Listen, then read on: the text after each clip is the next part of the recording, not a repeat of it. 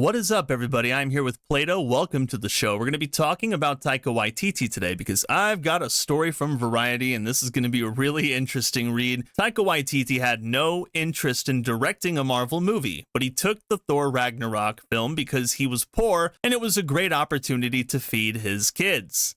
Taika Waititi revealed on a new episode of the Smartless podcast that he had no interest in joining the Marvel Cinematic Universe as a director. The filmmaker has directed two MCU movies, 2017's Thor Ragnarok, which is widely considered one of the best Marvel movies, which I actually agree with. It's probably one of the best Marvel movies, definitely one of the better Thor movies, I'd say. And 2022's Thor Love and Thunder, which is one of the franchise's most polarizing. Now, I think what you mean to say is that it's one of the worst Marvel movies out there. It's not a polarizing film at all. I don't think that many people liked that one. No, I don't think so. The Oscar winner said he originally accepted the Ragnarok gig for money, as he had just had his second child, which I can't really knock him for. I understand what it's like to have kids and being in need of a job right away, because you got to pay some bills. But looking back, there were a lot of problems with that movie that kind of bled into the fourth Thor film. And now it's starting to make a little bit of sense why some of the changes from the third movie happened the way that they did. I don't know why he's coming out and saying this now. Maybe it's because he knows that Marvel won't hire him back as a Thor director. And he says that his slots are filled up for like the next 3 to 6 years or something like that, which we'll read.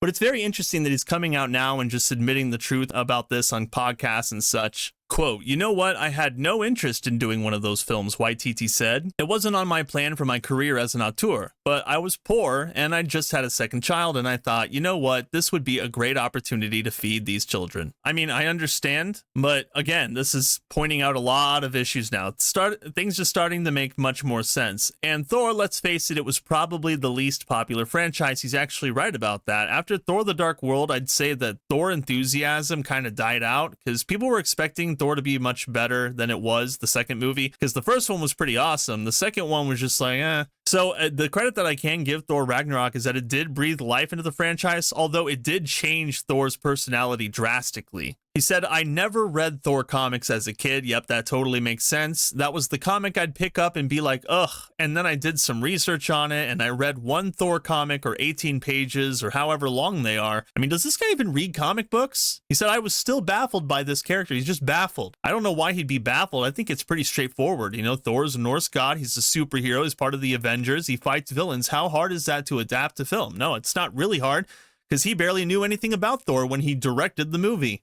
And yet the movie turned out to be a financial success. It made almost $1 billion at the box office. So, I mean, he couldn't have been on the wrong path. Maybe it's ego that got in the way, and that's why we got Thor Love and Thunder. What is it that he said? Something along the lines of, "I'll destroy your mythos in a minute, baby." I guess the money got to his head or something. When asked if Marvel executives were scared to bring him in, Waititi answered, "I think there was no place left for them to go with that. I thought, well, they've called me in. This is really the bottom of the barrel." So let's just gloss over the fact that he just dissed Marvel for hiring him in the first place, saying that there was nowhere left for them to go. They had no other director in mind. It either had to be him or they were just going to get rid of the movie altogether, I guess. Thor Ragnarok ended up earning critical acclaim and $853 million at the worldwide box office. So is it just sheer luck that that film did well and then Love and Thunder ended up being a piece of garbage film?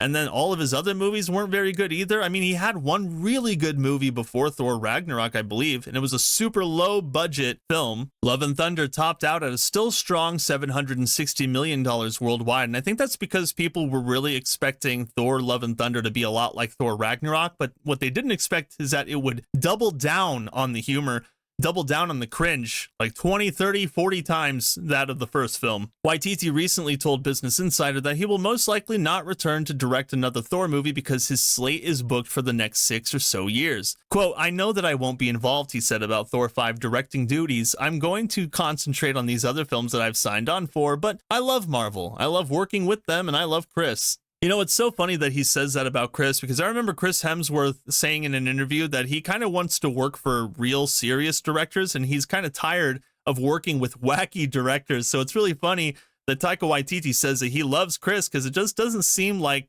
Chris loves Taika Waititi very much, and Chris Hemsworth has had some great movies come out. I mean, those Extraction movies, those are excellent movies, especially the second one, way better than the first in my opinion. Quote, I know I won't be involved, he said, about Thor 5 directing duties. I'm going to concentrate on these other films that I've signed on for, but I love Marvel. I love working with them. I would never feel like they are cheating on me, Waititi said, noting he'd have no ill will if Marvel goes ahead and hires another writer-director for a fifth Thor movie.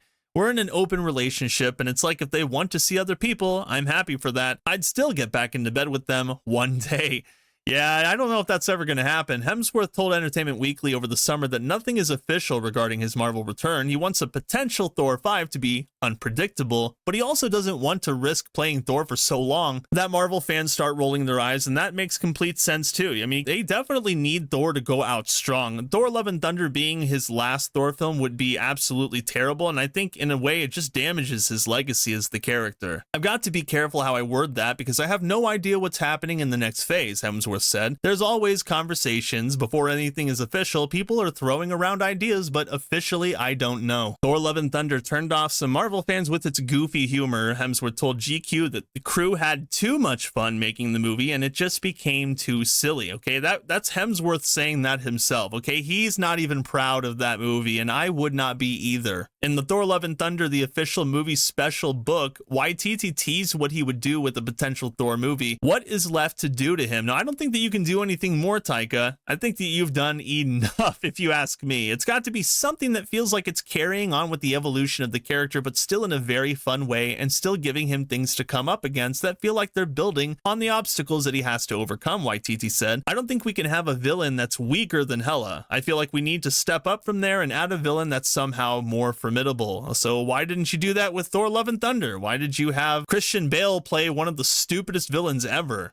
Okay, one of the stupidest adaptations of that character, I should say, because the one from the comics was actually pretty awesome. Taika Waititi saying this kind of stuff, it just makes me not have faith in his Star Wars film, and if he does come back and work for Marvel, I just expect him to butcher it in some way, especially since in this Screen Rant article, he's walking back his earlier comments. I don't know if you guys have heard the things that he said in the past, but he said not even like 2 weeks ago that his Star Wars movie was going to make everybody mad. He said it's going to pee people off. And now he's walking that back, saying, I want to capture that joy. Taika Waititi explains why his Star Wars movie is taking so long. I've been developing the Star Wars film for a few years, but I think with any film, but that one in particular, it's something I'd really like to get right, so I don't want to rush it. It's going to bubble along on the side. I want to capture that joy and entertainment of those early ones like The Empire Strikes Back and Return of the Jedi and all those ones, so I'm trying to figure this out. It'll happen. I don't know if this has anything to do with online backlash that he's been getting ever since he said that his movie was going to make people upset.